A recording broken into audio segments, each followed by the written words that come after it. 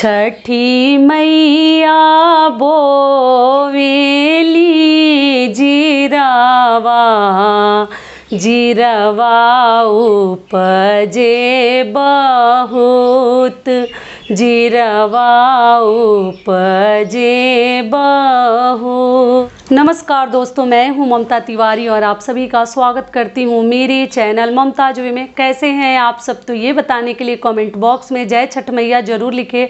तो चलिए दोस्तों, आज हम इस वीडियो में जानेंगे छठ पूजा के नियम विधि क्या है, पूजन कैसे करनी चाहिए, क्या क्या करनी है, क्या क्या नहीं करनी है, कैसे करनी है, सब कुछ आज हम इस वीडियो में जानेंगे कि छठ पूजा को कैसे पूजते हैं, क्या क्या कार्य करते हैं, वो सब कुछ मैं आपके साथ शेयर करूंगी। तो आप बने रहिए मेरे साथ मेरे चैनल पर। अगर आपको मेरा वीडियो पसंद आता है तो प्लीज़ आप मेरे चैनल को सब्सक्राइब कर दीजिएगा, बेल आइकन को प्रेस कर दीजिएगा, जिससे कि मेरे वीडियो के नए नोटिफिकेशन आप सभी के पास सबसे पहले पहुँचे। तो चलिए जान लेते हैं सभी महत्वपूर्ण बातें।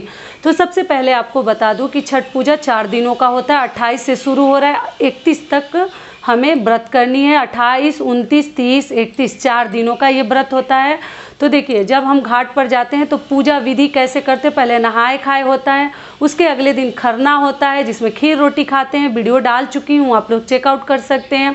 और तीसरे दिन हम शाम को सूर्य देव को अर्घ देते हैं, तो उसके लिए एक डाला सजाते हैं, कोरा कपड़ा चाहिए, वस्त्र चाहिए, साड़ी अगर जेंट्स कर रहे हैं तो धोती कुर्ता चाहिए, पैजामा कुर्ता चाहिए और पहनकर हम पूजा करते हैं। तो छठ मैया की पूजा में सब कुछ कोरा चाहिए। एक डाला तैयार किया जाता है, उसमें ऐपन लगाते हैं, हाथ से छाप बनाते हैं, कई लोग सूर्य का भी प्रतिमा बनाते हैं, सूर्य देव की प्रतिमा बनाकर उसके ऊपर सिंदूर लगाते हैं, ठीक है। और डाला हमारा तैयार हो जाता है। और तैयार करने के बाद उसमें सभी फल फ्रूट सामग्री, ठेकुआ, कच्चे प्रसाद और जितने भी फल फ्रूट सब्जियां ली जाती हैं ना, सब जड़ वाले लिए जाते हैं, जटा सहित लेते हैं, नारियल भी, और सब कुछ हम उसमें जड़ सहित ले तो ज़्यादा बेहतर माना जाता है। माता को जड़ सहित ही बहुत अधिक पसंद है, ठीक है। सारी बातें क्लियर हो गई। और उस डाला को हम सजाते हैं, फूल रख लेते हैं, उसमें हम दिया रख लेते हैं, तेल रख लेते हैं और कपूर ले लेते हैं, हवन की सामग्री ले लेते हैं, केला का घवद भी लगता है। ये सभी चीज़ें लेकर हम घाट पर जाते हैं। अक्षत ले लिया जाता है, अक्षत भी माता रानी को चढ़ाते हैं। और जो है चावल के आटा से लड्डू बनाया जाता है, जो कोसी भरते हैं वो भी बनाते हैं, और जिनके यहाँ अगर छठ पूजा के दौरान ही बनाया जाता है वो भी बना सकते हैं। ऐसे कोसी में बहुत अधिक महत्व रखता है, चावल के आटा का लड्डू चीनी मिलाकर बनाया जाता है, ठीक है। तो ये भी हो गया, कच्चे चावल का पीस कर और फिर बनाते हैं। अगली चीज़ हम क्या करते हैं कि उसके बाद हम घाट पर जाते हैं। घाट पर जाकर कई लोग कलश रख के भी पूजा करते हैं, और कई लोग ऐसे ही छठ मैया जो बनी रहती है ना, प्रतिमा बनाया जाता है, अपने अपने तरीके से लोग बना के रखते हैं।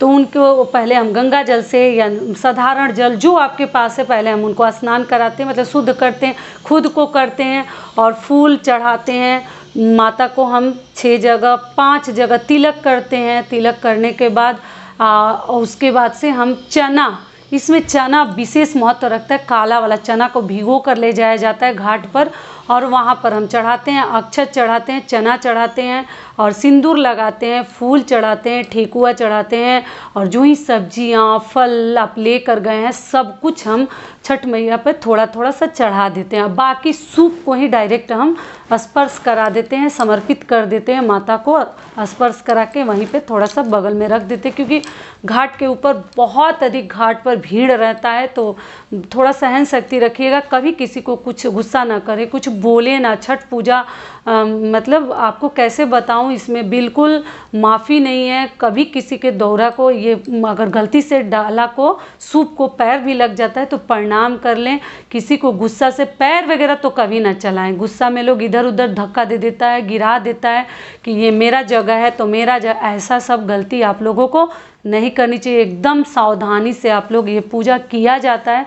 और उसके बाद से हम हाथ में थोड़ा सा चना फूल अक्षत लेके अपने आंचल के कोने पर लेकर और एक धूप बत्ती आप जला सकते हैं, अगरबत्ती भी लोग जलाते हैं, और जलाकर हम सूर्य देव का इंतज़ार करते हैं पानी में खड़ा होकर, जल में। अगर आप, बहुत सारे लोग घर में भी छत पर स्विमिंग पूल में खड़े होकर भगवान का इंतज़ार करते हैं कि कब सूर्य देव का हम अर्घ देंगे। डूबते हुए सूर्य को शाम को दिया जाता है। पूजा पाठ करके प्रणाम कर लीजिएगा, उसके बाद हम जल में जाकर खड़े हो जाते हैं पानी में। तो समुद्र में आप कर रही हैं, या आप नदी में कर रही हैं, तालाब सरोवर में कर रही हैं, या घर में कर रही हैं, कुछ देर के लिए पानी में पक्का खड़ा हो जाइएगा। और किसी से ना मांग में, कई लोग सुबह मांग में सिंदूर लगवाते हैं, लेकिन कई लोग जब भगवान के अर्घ देने के लिए खड़े होते हैं तभी नाक से मांग तक सिंदूर लगा लिया जाता है।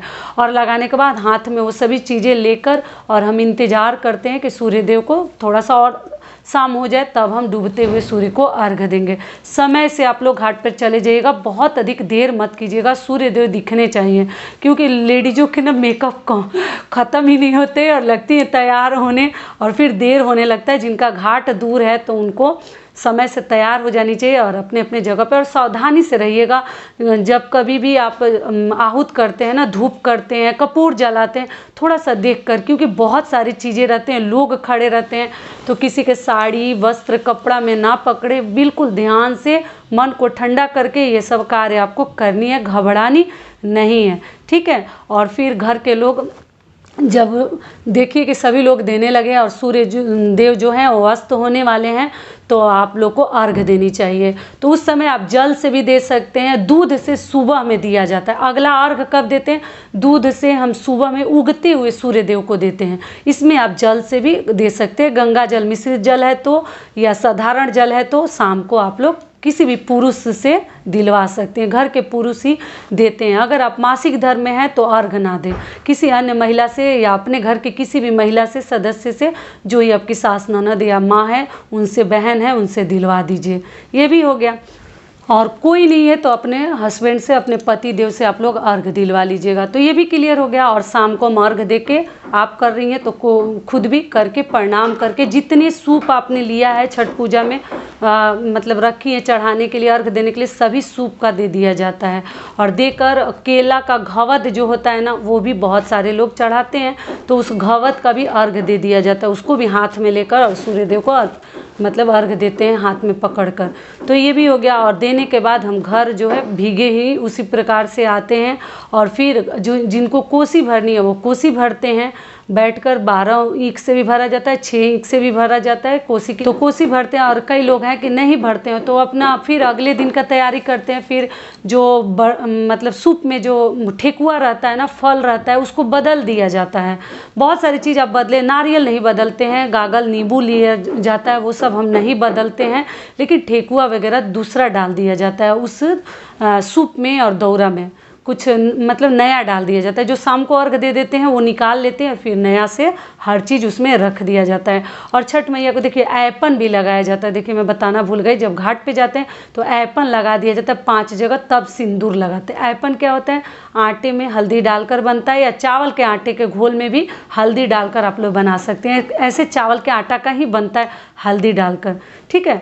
तो वो भी हो गया। और उसके बाद फिर सुबह हम जाते हैं तो उगते हुए सूर्य को हम अर्घ देते हैं, पानी में कुछ देर खड़े रहते हैं, और फिर वही सूप को ऐसे तो उसमें का जो सामग्री है वो बदल दिया जाता है, और फिर उसको दूध से अर्घ दिया जाता है। तो ऐसे तो घाट पर लोग दूध देते भी है, बहुत सारे दानी लोग हैं, पुण्य आत्मा लोग हैं कि जो बांटते हैं दूध को।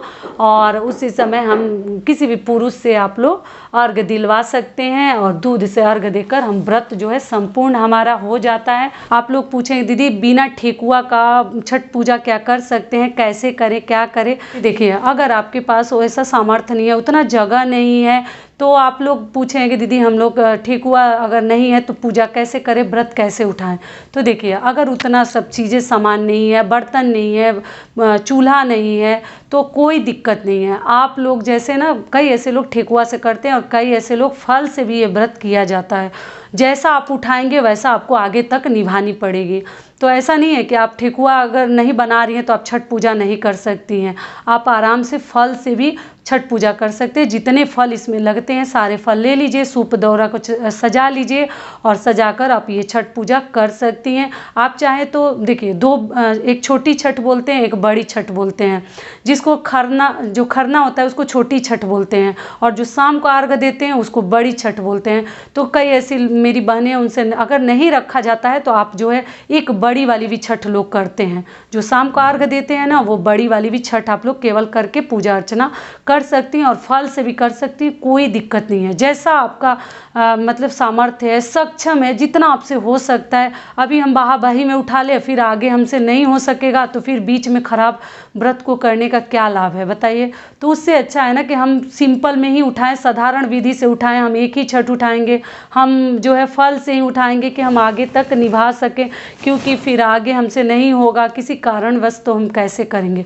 तो आप लोग बिल्कुल चिंता मत कीजिएगा। आप चाहें तो फल से भी उठा सकती हैं, आप चाहें तो केवल एक बड़ी वाली छठ शाम के अर्घ वाली जो 30 अक्टूबर को पड़ा है वो छठ भी उठाकर केवल आप लोग छठ व्रत की पूजा कर सकते हैं। सारे नियम विधि कर सकते हैं। ऐसा नहीं है कि ठेकुआ नहीं है तो हम छठ व्रत कभी जीवन में कर ही नहीं सकते हैं। तो इसी पर अगर सामर्थ्य है, सब कुछ है, तो ठेकुआ से करें तो और भी अच्छा है, बहुत अधिक सही होगा। लेकिन ऐसा कुछ नहीं कि कुछ दोष लगेगा, आप फल से भी कर सकती हैं। माता का नाम लेने में कहीं कोई नुकसान नहीं है, ठीक है। तब हम उसके बाद पारण की तैयारी में लग जाते हैं। तो पारण में कैसे क्या करनी है, हर चीज़ मैं आपके साथ शेयर करूंगी। तो ये वीडियो मेरा यहीं तक का था। आशा करती हूँ, उम्मीद करती हूँ कि इस वीडियो से मेरी बहनों को बहुत अधिक लाभ मिलेगा। फिर मिलती हूँ एक नए वीडियो में, तब तक के लिए नमस्कार। स्वस्थ रहिए, सुरक्षित रहिए, और जहाँ कहीं भी रहिए खूब खुश रहिए।